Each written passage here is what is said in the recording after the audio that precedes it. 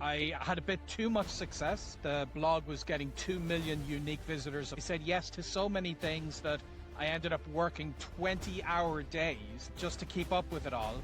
I am really stressed out. I hate my life right now because I work too much and I'm putting on a lot of weight because of it. I reached 125 kilograms, like at the border of morbidly obese. I was in a very bad place in my life, clinically depressed and everything. After that experience, I decided I don't want to be rich. I want to be time rich.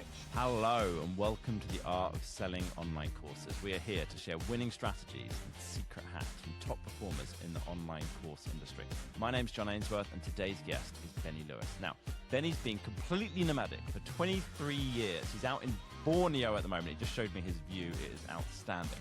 And everything that he owns in the world weighs 23 kilos, which is like 50 pounds from our American listeners. It's basically everything that will fit in a check-in suitcase.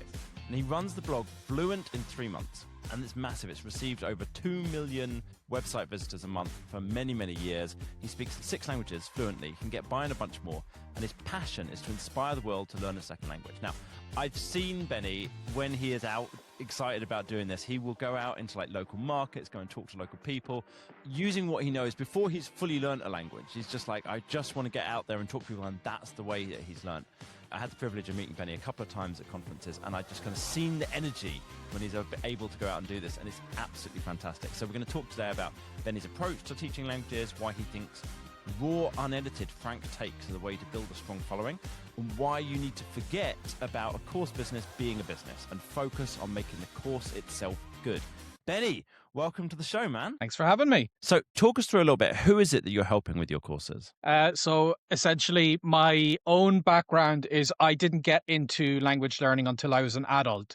I studied electronic engineering at university. My initial stint into online language learning was seeing other people who were frankly much more talented than me and were natural language learners. And that's fine and impressive when you see those videos. But when you want to be inspired yourself, you need more of an everyday man. You need somebody you can relate to. And that's what I've tried to do with all of my content. I've tried to not present my language projects as impressive, but to break them down piece by piece to be something that you could potentially feel inspired to do yourself. And originally, I didn't and throughout all of this, I haven't really thought of this as a business. When I started it, it was just a blog and I had no intention to monetize it. I was just posting random things about this is one aspect of how I'm learning this language. Here's another aspect of how I'm learning that. And it just gained so many followers so quickly that I bumped into Chris Gillibo, and he has like the $100 startup book, and he's done lots of stuff online. And he gave me this inspiration to just write an ebook because obviously people were on my blog hungry for a plan of action, and I was convinced to write that ebook. And when I put it up on the blog, I could actually instantly quit my job. At the time, I was a freelance translator. Yeah. And even from I did not wait for perfection. I didn't hire somebody. I literally wrote a rough thing in Microsoft Word and clicked File, Save as PDF. And that's it. Yeah. And with the profits, I was then able to hire an editor who could polish it up and hire a designer who could make a lovely front page for it and all that.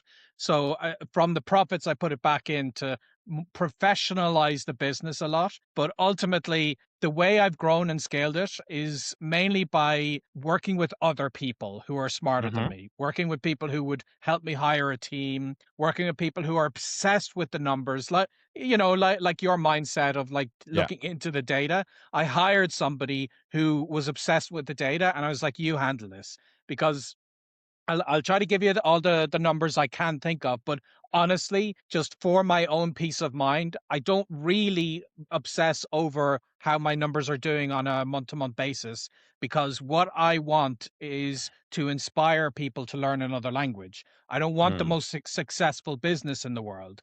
And I had a bit too much success during the stretch of time that the blog was getting 2 million unique visitors a month over like a 10-year stretch, which if you run those numbers, that ends up being, if I get this right, like, you know, 1/10 of a trillion visitors or something. It's like a ridiculous number. So it was a lot of eyeballs, a lot of people offering me opportunities, and I said yes to so many things that I ended up working 20-hour days, Mm, just to keep up with it all. And after that experience, I decided I don't want to be rich. I want to be time rich. I want to mm. make sure I'm not overworking. And that's kind of what I consider a true success, is that now I only have to work a few hours each week and I can put the rest of the time into actually learning the language that I'm passionate about, which is kind of work, because if I'm learning a language, Wow. that's content I can create around it. But yeah, that's essentially in a nutshell from start to finish. So I'm sure you have follow-up questions on that. That's beautiful, man. Yeah. So do you still have someone in the business who is obsessing about the numbers? You have that person still? So what happened was, at one point when we were at that peak of the 2 million uniques a month, especially because I could be very easily rely on Google to send me that traffic, but because that's been dissipating over the years with AI snippets and Mm, difficulties with SEO, I have had to reduce my team. But I have trained the people who have been with me the most to take on different tasks. So I do have someone on my team who took over the data. He's not as obsessed with it as the guy I had, who that was just his job. But he checks all these numbers, and if something gets very serious, then we have a call and we talk about it. But essentially, I've outsourced stressing about numbers to somebody else because I don't want that job. I don't want to ever stress about numbers. If it gets really really bad, I'll know about it and we'll talk yeah. about it. So what's the do you focus on getting people onto your email list? Like what's your kind of system for making money with the business? Yeah, so one thing I did when I was originally kicking things off and I realized the email list would be very beneficial to growing my audience, is like, you hear millions of ways to hook people and get them into your list. You know, give them an offer to get the lead, like an ebook or whatever it is. But what I did, because I realized the power of what I had, was people were interested in the story of Mhm. me learning these languages. Mm. So I would build up a lot of suspense and I would tell people, if you're on my email list, you will be the first person to find out what my next language is. And I would say Mm. that multiple times on my blog posts and YouTube videos. And that's how I grew the email list, that like at its Interesting. peak was at 380 thousand subscribers, with an Wow. open rate of 40% out of that 380,000. And that That's open rate fantastic. is one of the things, like one of the numbers that I do care about, that I wanted to make sure we were maintaining, because otherwise it's just a vanity metric. I've met people who have a 500,000 email subscribers, but then they barely have 1% of people actually opening the email. So Yeah. I have pruned that list. It's no longer as big, which isn't what I'm most concerned with, because I want to make sure the people I have are actually reading my emails. Mm. And Yeah, yeah, yeah. based off that, like originally it was ebooks and I expanded on those ebooks in different directions. And nowadays what I have is a coaching program. Of course, because of the brand name, it's a 3-month coaching program to help people with their own language learning project. And I do coaching, like one-on-one with people. But the main thing is our group coaching program. And I've got a good team who co-run that with me, so that ultimately I only have to put like 3 or 4 hours a week into it for the calls that they are having with me, because I have such a good team of polyglots who are just as experienced with learning languages as I am, to answer most of their questions. But of course, then they'll have the time with me during our calls and such. So I've dabbled in a lot of things, and I've also, because the blog was getting so much traffic, I had ads on the blog, and Mhm. at one point that was 50 or 60K a month, just from the ads. I've also worked really well with affiliates, because when the with the email list, one of the things that I ask is not just your name and your email, but I have a drop down menu for the language that you're learning, and I make Mm. sure that's a big drop down. So even if you're learning Swahili, I can send you to Swahili Pod 101, which is a very specific podcast that you can subscribe to, and that I will get revenue for sending that affiliate. And that's kind of, obviously everyone's competing in the language space for Spanish learning materials and French and so on. But I've gone much broader. Obviously, I'll make more money from those bigger languages, but I've Yeah. tried to cover many, many languages. And I, at one point, even just Swahili was making me over $1,000 a month. And like, Nice. when you scale that to all the other languages, Yeah, then yeah. it helps you a lot. Have you met Udo in the DC? Udo Golub. I might have. Remind me He's a what kind of fascinating cat. He's like a developer mindset, and he teaches languages, but the system that he's got was built out so that he can take it and go, right, if you speak Swahili, but you want to learn Tahitian, like there's no course for that. Like Mhm. there's not a big enough market, but he can basically take his whole system and then replicate it out. And he's kind of working his way down from this language to this language, this language to this language throughout the entire world. And then after he's got his like automated system that goes through it, then he has an actual person who speaks Tahitian and Swahili, to go through the I don't know how many there are in the world who speak both of those, right? But to go Yeah. through and kind of just check, does it all make sense? Does it all work? So he's Mhm. got like that go after that long tail of languages kind of a system as well. Okay, so you built this out. It was doing fantastically in terms of the amount of traffic. You said yes to a lot of things. Talk Mm. us through that, because I think that topic for language for course creators generally is really, really important. Like trying to figure out what do you actually want out of this? Are you trying to make more money? Yes, more money is always good, but at what cost? Like we had a guy on the Yeah. podcast. Um, he was making $1 million a month selling courses, his best months, and it wasn't enough for him. And he went and Mm. started a new business running a marketing agency. He's like a big marketing guru type. And I was like, oh, that is not most of the people listening to this podcast, right? That is not what Yeah. most people are after. They're like, no, no, no, no. I want an awesome life. So what was some of the things you said yes to, and how did that like negatively affect stuff for you? The biggest thing by far was because my first book was so successful. Hmm. Like the advance was 80K just for signing the book, and then the book itself became an international bestseller. The week the book launched, I had a guest post on Tim Ferriss's blog, which he told me was his highest traffic post for the entire year, when because it was just so Whoa. relevant to his niche. Yeah. And so I had a huge success with that first book. So I figured, when I was offered to write 4 new books, I figured, I may as well just do all 4 of them at once. And I kind of Okay. got a bit too too enthusiastic. And on top of that, when I wrote my first book, it was similar to writing a blog post. It's like, this is what I think you should do. But the 4 books I took on were academic courses, which have to follow completely different standards. And that's when I had to adapt the Uberman sleeping schedule, which is a polyphasic sleep, where you're Oh. only doing 15-hour power naps every 4 hour, 15-minute power naps every 4 hours. And it was just absolutely awful. I had a sleep debt that I was paying for years after that. Had to Oh sleep my like 10 God. hours a night, and I was still tired. So I said yes to too many things. And like, one of the benefits of having a team is they take off a lot of the burden from me. But one of the other downsides is they push you in directions that you would maybe not go by yourself. Because like I said, I'm not really business minded.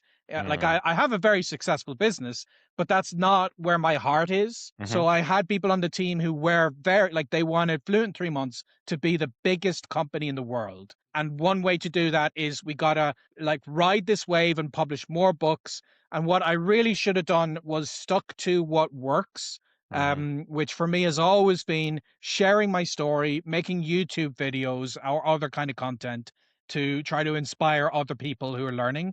Because switching to the academic, it's great in retrospect to say it wasn't the right idea. It could have been the right idea because other people in my space have gone that direction.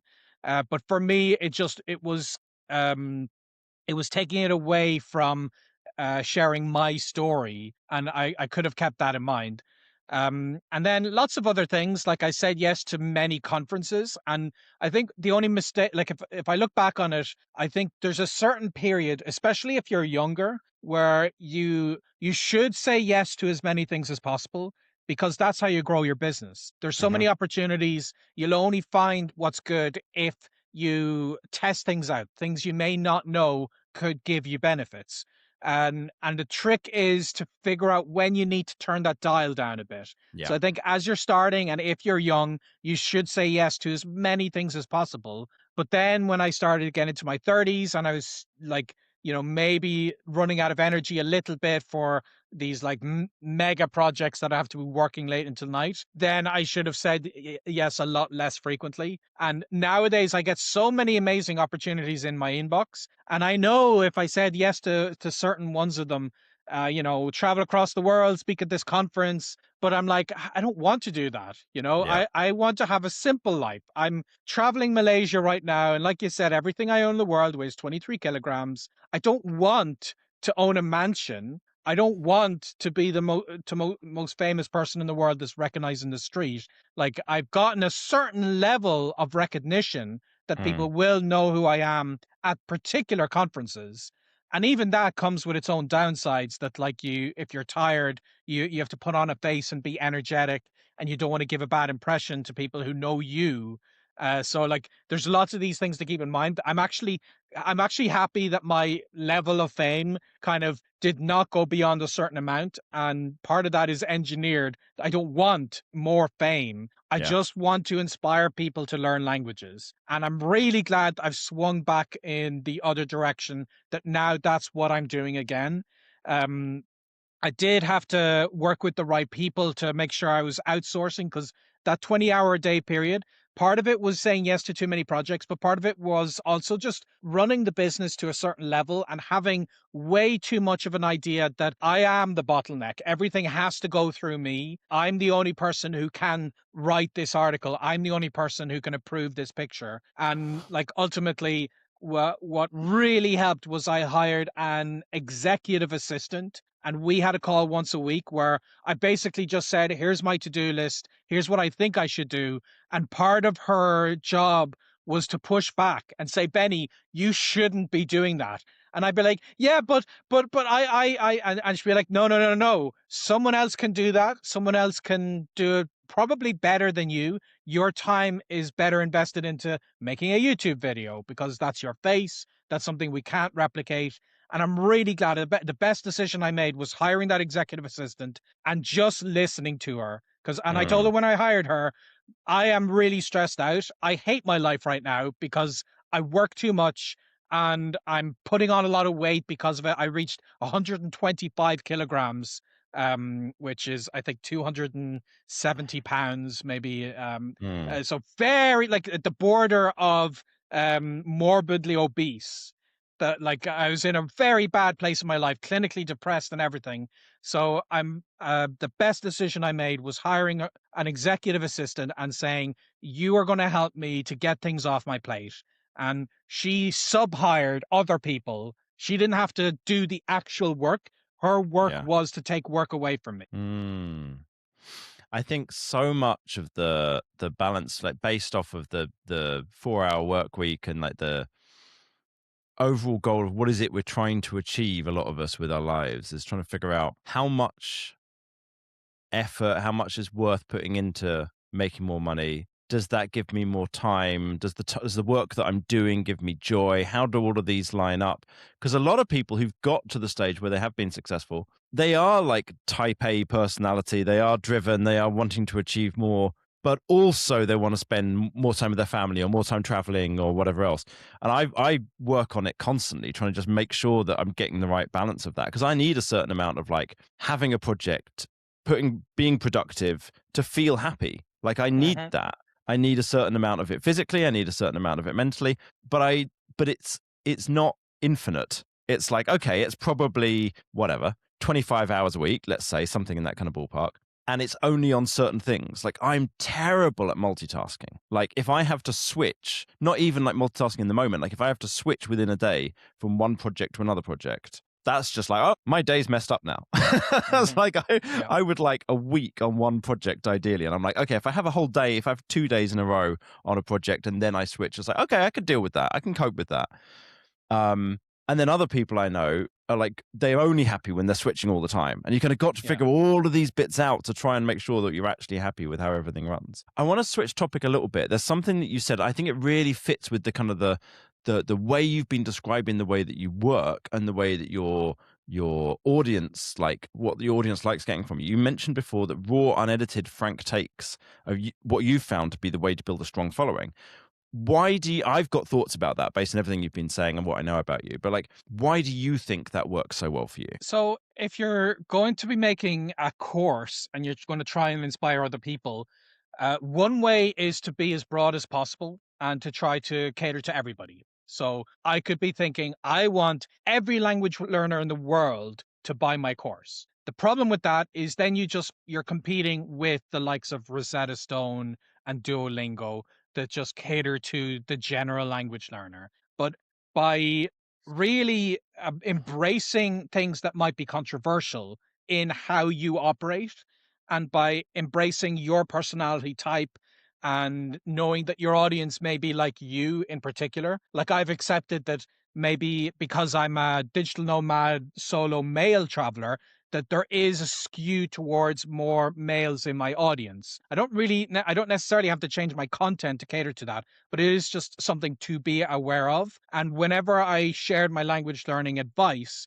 I accepted that some things are going to be very controversial, and I have pushed the buttons unintentionally of some people who disagree with me. So in language learning, there's this opinion that you have to have comprehensible input for a certain amount of time before you're allowed to speak a language. And a lot of people and I feel like this is definitely a personality thing, that if you feel intimidated by the idea of speaking a language to somebody when you're not ready and feeling potential embarrassment, it's a very engaging idea that you can just wait and put that off and focus on just like getting your level up as high as possible. Now, that's fine if you're learning a language for this kind of more theoretical perspective. But I am learning a language to speak it on the street with people. So I have to accept a lot of imperfection. I have to speak before I'm ready, before I'm fluent. I push people, and a core aspect of my learning philosophy is you have to speak from day one. So you learn a few phrases and you have to say that with an actual human immediately. So that I've gotten pushback on that. And one way I could have reacted is I could have watered down my message, and Mm-hmm. I could have tried to say, you can do it this way, you can do it that way. But what I've said, just to be less offensive, is I've prequeled what I say by saying, here are my goals. If your goals are different, then don't follow my advice. Very simply. And I've said, if you want to be able to watch TV in your foreign language, I'm not really going to be able to help you with that. If you want to pass an exam, that's not really something I'm going to be talking about much. If you want to travel to the country and speak the language, then I've got some really bold suggestions for you. And I think that has really engaged with people. I've not Mm. backed down from that. And whenever I've been interviewed on podcasts with other language learners, there has definitely been that clash, because they would push back and say, yeah, but if you make mistakes early on, they'll be burnt into you forever and you'll never be able to unlearn them. And then, of course, I disagree with that, and I explain why. And that has given people a particular memorable reason to want to follow me. And it doesn't mean that they won't follow the other people. And I recommend they follow. Like, I would tell them, somebody who is technically my competition, I'll say, you should go follow this guy, because he's all about how to read the language. And I don't really talk about reading and learning how to like follow a book through in the language, but you should check out this guy. He's great for that. And that really helps, because with this something like the language learning space, and so many people listening to this are in a particular space that might have so much competition that the only way to stand out is to have some kind of a niche within that, some kind of an Mm. angle that is uniquely yours. And my angle has been pushing people to speak from day one. The goal is you're going to go to the country and use the language. And I put less emphasis on all the other things. And it means people have appreciated that. And ironically, when I was first growing the blog, when I started my blog in 2009, the biggest language blogger at the time was a bit more academic, and he preferred to do things like reading the language. And like, it's so ironic that when he heard about me, he wrote 9 blog posts about why Benny is wrong. And like, Wow, you really hit his buttons, didn't you? if you think about the logic of that, like, when I see somebody wrong on the internet, I don't want to send all my audience to that person, because I'm like, I don't want to give this guy an audience. But he essentially transferred his readership to me, because Yeah. people are like, this guy thinks Benny's an idiot. But I kind of like that way of thinking about things. And like that, so having this unique perspective, you need to embrace that. So I have not backed down from that message. And I'm really glad I did, because I could be true to myself, Yeah. but I can also reach people. And no matter how specific your niche is, you will reach people. Like my friend Steve Camp, he writes and makes content about fitness. And fitness is such a broad thing. How could you possibly stand out with that? So he specified nerd fitness, and everything he does about writing about fitness, he has this nerdy aspect to it, and he makes Star Wars and Lego jokes and everything. And that has really galvanized people, because that kind of meshes the two interests together, where a lot of people fit that overlapping Venn diagram. So there are ways you can take a competitive space and make it yours, because you will be the only person doing that. Now, obviously, now I have loads of copycat people who have similar travel styles to me, but I can still make it my unique message in a lot of other ways. I think the language space and course creators, I've been able to see how many people have done what you're talking about, do it their own different way. Because, I mean, we both know a lot of the same people who are language course creators who are very good friends, help each other out with their businesses. Now, some of them are teaching different languages, right? But some of them might be teaching English to people where it's their second language, but their style of doing it is like completely different. Like, if you think about our friend Shona, who's teaching people who do want the academic approach, who do want to know how to. Her business is perfect English grammar, and for anyone listening, sorry, and it's for those people who want to get every single bit of grammar exactly right, which is like so different to what you're talking about that it's not. It's like there's basically no crossover in that Venn diagram at all. Yeah, and And that's why we're good friends. Because like yeah. that's the great thing about like really finding your niche, and when that happens, you have no competition in the whole world, and everyone is your friend. And this is like that guy who said Benny is wrong 9 times. I've hung out with him at conferences. I love him, and I send people to him when they tell me I want to read well in a language. Mm. So like, you build each other up a lot more, and it lets go of this idea of competition. So like a lot of people in the space, I don't see them as competing with me, because they have they're scratching a very particular itch that when people come my way, I'll gladly send them over to them. And I'm like you said, you want perfect English grammar. I got the lady for you. And that's kind of that works in your benefit too, because when they hear that they've been sent by Benny, then of course they might send people my way. So Yeah. people appreciate that, and you start to become part of a community when you embrace that. And I think too many of us like see somebody in the space, and we're like, I want to be the new that guy. I want to take Mm. over his position. And I think that's the wrong way to go about it. This is not a zero-sum game. There are ways you can make a course that answers a particular niche within your industry, and you're not competing with other people. You're just you're showing a part of the online community that didn't know their people existed. They finally find you, and then they want to know your message. What's next for you? Like, is it just more of the same? Is it like keep learning more languages, traveling around? Is there anything you're trying to change? Is there anything in the business you're working on? Like, what's coming up over the next year? So I have been very successful in these last 4 years or so, 6 years since the pandemic, to simplify as much as possible. So I've simplified my team, and I've simplified my life that I want it to be like one way to live the life you want is to earn $1 million a month, and then you can buy whatever you want. But another way is to live it such that you don't need Mm. more than 2 or 3 grand a month. And by traveling to destinations like Malaysia, and 2 years ago, I spent the entire year going across South America. I spent 3 months in the Amazon, getting like boats through the river and getting buses about 20,000 kilometers just by bus. And like I can live this simple life because I've engineered it to be that way. So I do want to continue that. I'm kind of catching up on not having done that for several years during the Mm. pandemic. So I still have that kind of burst of travel in me for at least another 2 years, if not much more. And then I'm going to see if I want to pivot in a different direction. Like I do have a little bit of pressure from a business perspective.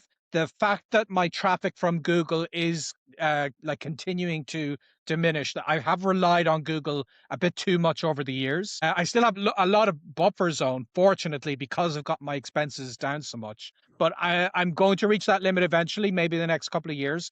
So I do need to be a lot more active with video again, because I launched my Mm. YouTube channel in 2007, and I was like very active for about 5 years. And then my life took a different direction and I focused on writing a lot more. But I really like making videos. I think that's where I'm going to be doing a lot more of my effort over these next years, because blogging was great. I rode that train. I had a great time.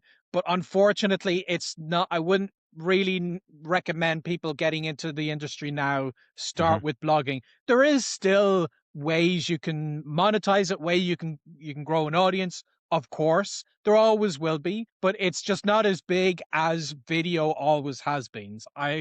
That's kind of my plan, is to I have to figure out what kind of content works with people, because Mhm. I'm still coming from a mindset of wanting to record the kind of videos I was recording in 2011, but that's just not going to work nowadays. So I'm looking forward to the process of learning how to be a modern YouTuber and a modern TikToker. And I've had success on a bunch of viral TikTok videos. So I know I already have a certain edge in that space. And that's what I'm going to be working on over the next few years. And if I can gain a little bit of my traffic back to consistently get people joining my email list, then I'll be good. I don't need a lot of money. I just need to maintain a good standard of living so I can continue traveling these cheap countries. What? How you've got the group coaching program you mentioned? It's 3 months long. Does it run for 3 months and then start the next cohort? Is it a cohort based, or Yeah, is it yeah. how So does it I, kind of I work? did I did try to see if I could get people on a consistent subscription basis, but ultimately that goes against the message. The Hmm. message needs to be that this is an intensive project. Now, we will sometimes have people finish one mission and be like, I still have the energy and I want to do another one, and they'll join another one immediately after. But it's just not going to work with our business model, because it's not our learning philosophy to have this level of Yeah. intensity for like permanently. You can't do that. It's not something you can maintain that level of energy. So I prefer to get people on bursts. So we get people for 3 months. We got all of our old ebook courses. We converted them into a process that you could follow within the Circle community. And Hmm. then also we have multiple meetups with language coaches, including myself, twice a month, where I'm talking to everybody. I'm hearing all their problems. I'm giving them the best advice I can. And we always have rave reviews from people. They really appreciate it. We've made sure to make it very affordable, because there's loads of coaching programs, especially when you're talking with people, that'll get you into the grand or so. And we keep it at the 299 point price point. So that also helps that a lot of people can join. So it's an Hmm. active community, because I think I could make the same money if I up the price to like a grand or whatever, and we'd have much fewer people. We'd have 3 times fewer people. Like, I know I could charge more, but then we'd lose the power of the community, of you seeing other people and seeing them struggle and getting inspiration from hearing their stories. So I kind of like the balance we've currently struck with it. Nice. And then are you selling courses separately as well, or is the group coaching like the only program that you offer? That's the main thing. I mean, I still have a couple of the old sales pages for my old ebooks that, occasional people will have dug through the blog and they'll find the link and they might buy one of my old ebooks. But the main thing is the boot camp, and I still do my one-on-one coaching for people who maybe they want to solve a very specific problem, like they're traveling to a country next week, or they want to ask me about digital nomadism, because I have a particular style that I don't tend to see very often. There's millions of digital nomads, but they tend to be they tend to gravitate towards English speaking communities. Mhm. Whereas the theme of my travels is it's always the exception. Like you said, we hung out in Mexico. I'll hang out with that group for a very brief window, and then I'm back to months and months of only talking to Mexicans. And that's Right. kind of what I'm be doing in Malaysia. I've only been talking Malay to the locals. I'm going to Taiwan this weekend, and the plan is Mandarin all the way. I'm going to travel deep through the country, and that's kind of on a travel goal. That's what I'm aiming for, is to travel as deep as possible. I've personally been to every state of Brazil, every contiguous state of the US, every province of South Korea, every county of Ireland. And I like that kind of deeper travel, that I'm not just in the capital city, I'm outside of it. And you do need the local language for that. So Mm. I'm trying to inspire other people through, like, that tends to be one-on-one coaching. But the main source of income is our boot camp. So the community coaching. How do you launch it? Do you do a webinar? Do you do it through email? Like, how does that work? So you can only join at the start of the month. Mhm. And that way everyone's on a similar timeline. Yeah. And when you sign up to our email list, you get a crash course for a week we call it Speak in a Week, where we try to get you to have your first initial conversation in a language. And then after that, if you found the advice useful, we tell you about boot camp, and you might go to the sales page based on that. So it's like a kind of challenge at the front. So is that paid for, that speaking a week, or is that free? No, no, no, no, that's free. That's That's just like free. when people sign up to the email list. Nice.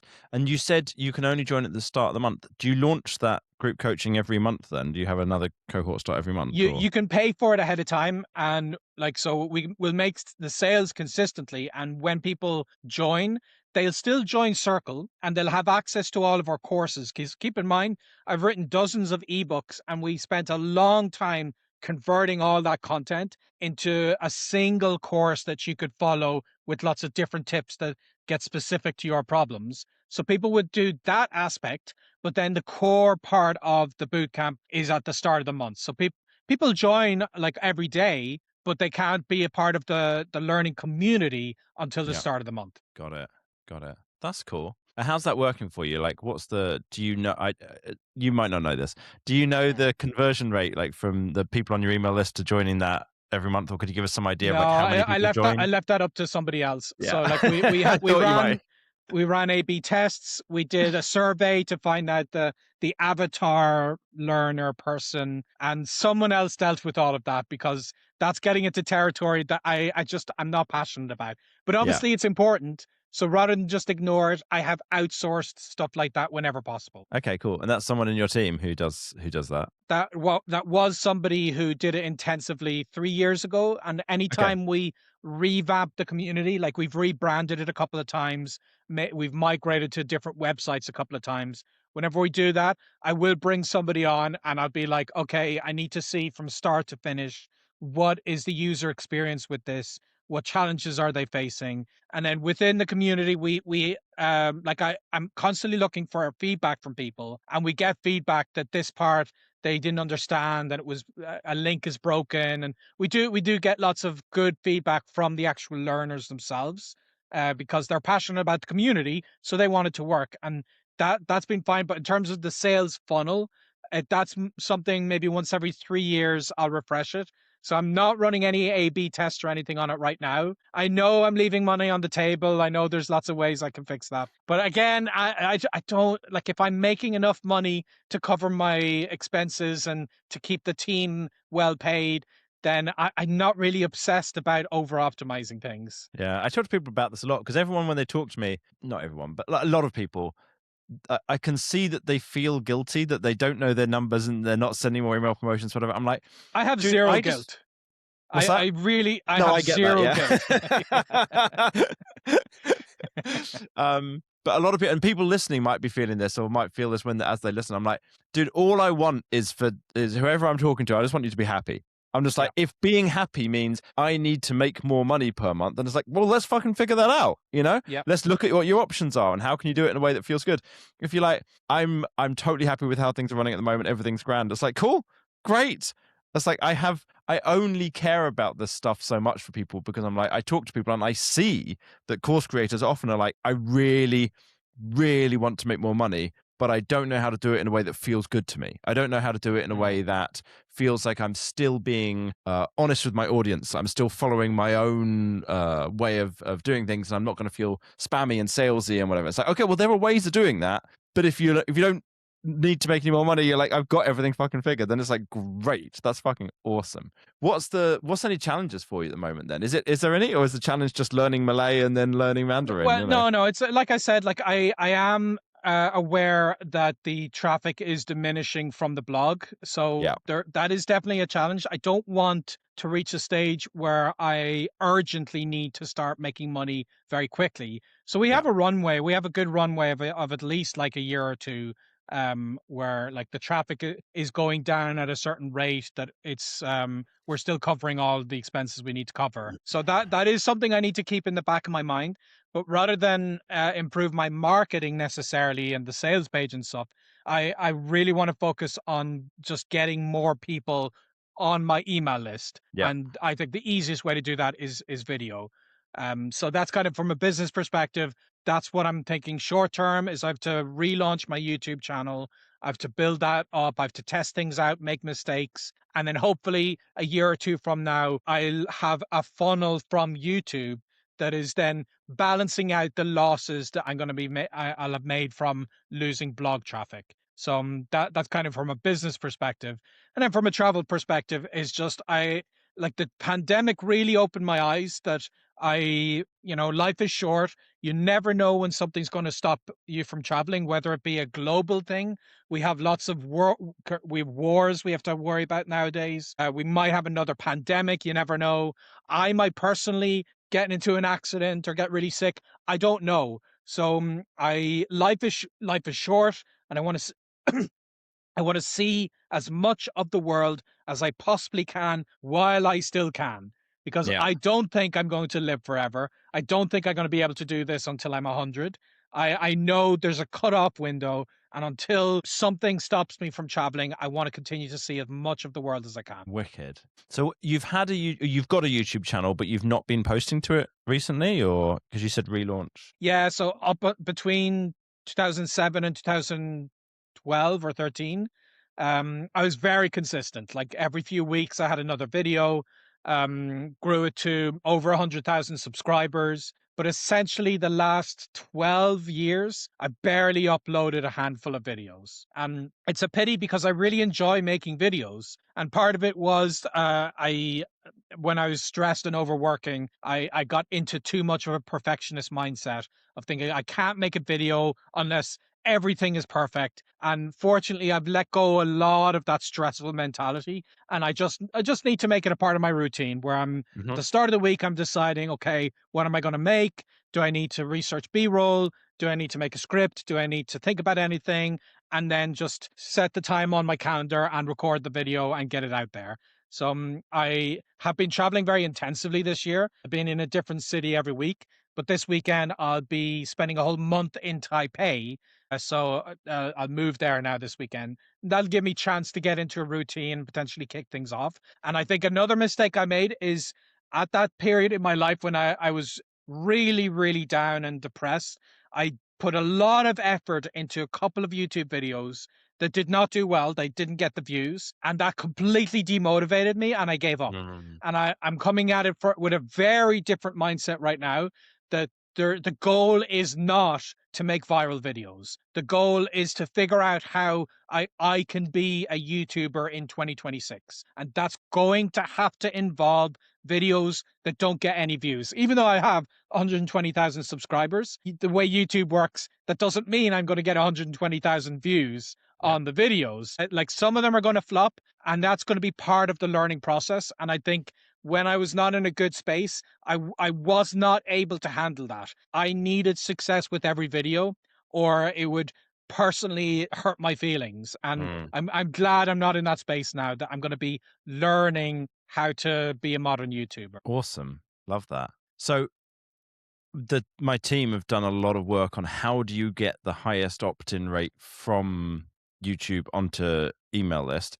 Would it be useful for us to go through and have a little look and kind of center any tips, or is that so long since you've uploaded videos that actually it's kind of irrelevant? Like, how can we help? Yeah, it's too long because all the videos are like I said, I need to be a modern YouTuber. So all the Yeah, videos that you would look at, they just like I didn't have the kind of mindset I would be having right now. yeah. Like my general idea is I have a bunch of like, and I have two YouTube channels. I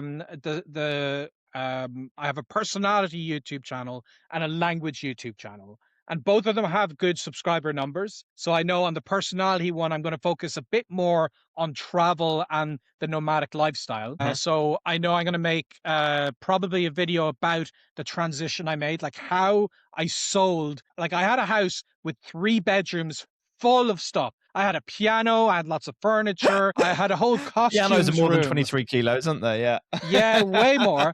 And it was a process learning how to sell all of that. So I'll make one video about that process. I'll make Yeah. another video about how everything I own in the world fits into a suitcase. The thing is, I know that video exists. I know a bunch of people have made similar videos about this is what my suitcase looks like. So I really have to brainstorm to figure out how can I make my message unique. And Hmm. then my idea, and you can tell me what you think about this, is after that video, at the end of the video, then I would have the hook, as it were, and I would say, by the way, if you want to live a lifestyle similar to mine, then I'd highly recommend you learn the language before you travel to the country. And if you want to do that, then you get a free 1 week course on my email list. If you want to dive in even more, you can join my boot camp. So that's what I'm thinking is rather than having like a sponsored message in the video, I'll kind of use the end of the video to push my own thing. I don't know what you think about that, because that's kind of my message, or at least not even pushing boot camp, but pushing the free email list. Yeah, yeah. Yeah, pushing the free lead magnet, something relevant to that video is definitely the approach that works the best. Because I mean, as you know, building an email list and then making sales to it works fantastically well. It's Yeah. much better than trying to make direct sales from YouTube. Hmm. I mean, we've proven it 1,000 times that that's the model that works best. It works best for people because they get to know you a bit better. They get to experience content from you. They get to hear. You get to control what messages go out in what order. In terms of like, right, we're launching the group coaching again this month. You've got email 1, 2, 3, 4. Instead of like, well, you don't know what videos they're going to see at what time and when, if it's going to line up in terms of timings with when you're actually launching. So it's a much better approach. Cool. Okay. Well, I'll get Josip to go through and like Josip's like our head of funnel strategy. Send you over like some resources or something that when you're ready, you can then look at and be like, okay, cool, I've got something. And then if you've got any questions for him after that, then he'll be around for you. So, um, that's awesome. Man, this has been great. I love seeing your energy. The first time that we met was at Not DCX London That's right. 2021, it would have Hmm. been. And you were just coming out of your funk. You gave a Hmm. talk about like all of the shit that you'd gone through with those books that you were writing. And then I saw you again, would have been like probably October that same year in Mexico. And you were Hmm. just like full of energy. And it's like you were ready to go and you were out talking to Mexicans, you were talking in the market, and it was great. And to see that you've still got that energy, like whatever this is, 5 years later, and in fact, it seems more so.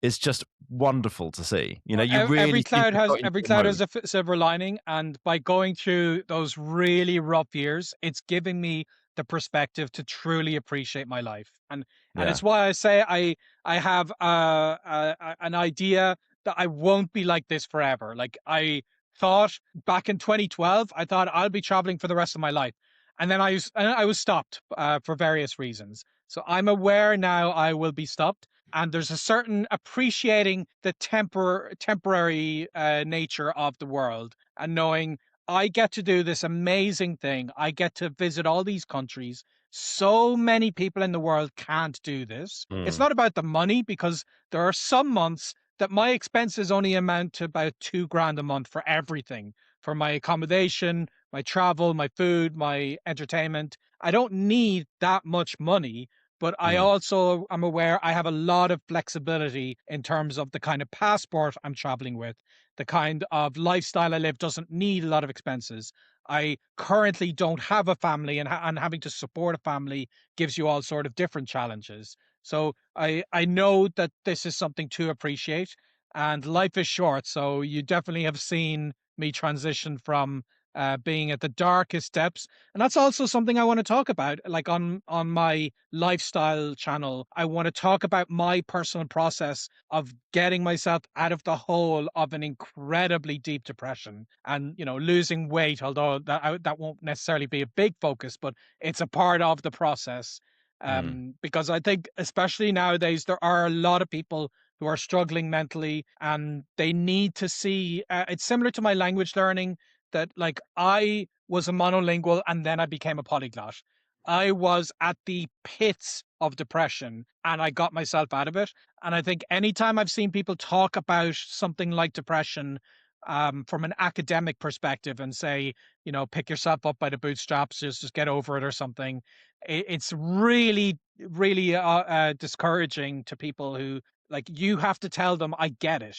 I mm, understand mm, that it feels impossible.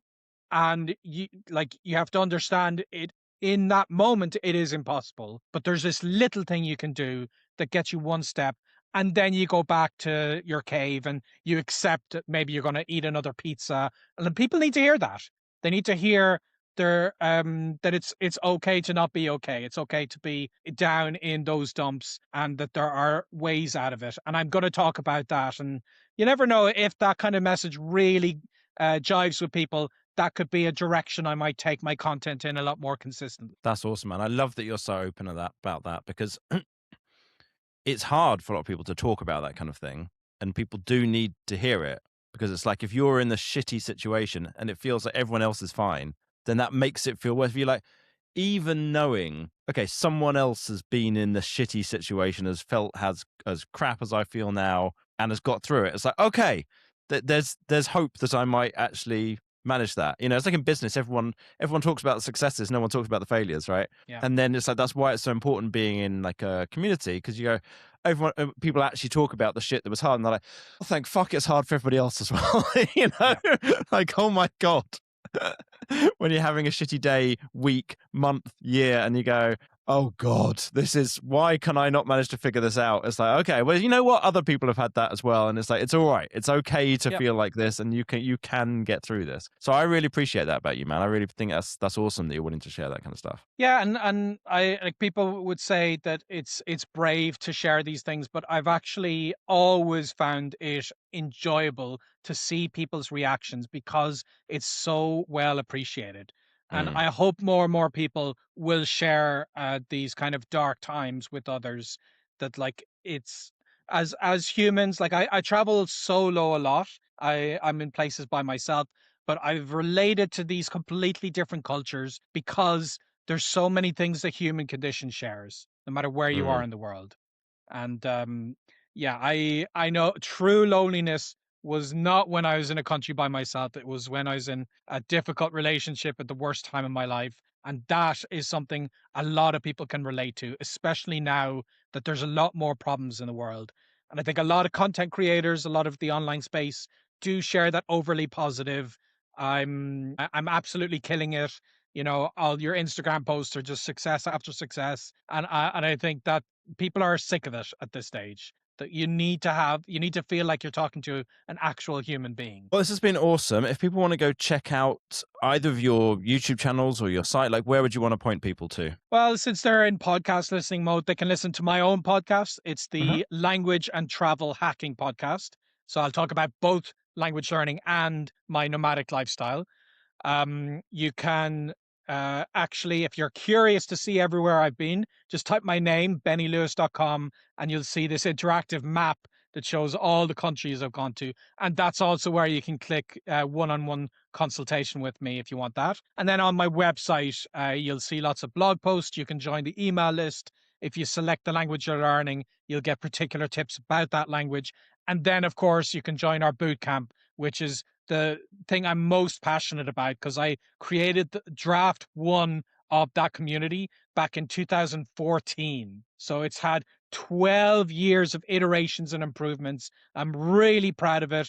We genuinely make a difference with it. So you can see if you go to fluent3months.com, you'll see bootcamp mentioned there. So people can find me in all sorts of places. Sorry, that was fluentin3months.com, bennylewis.com, and the Language and Travel Hacking Podcast with the main ones there. Wicked. Yep. Benny, thanks so much for coming on, man. I really, really appreciate your time. And I look forward to seeing you in a couple of months out in Mexico. That's right, you will. Yeah, I'll see you there. Perfect.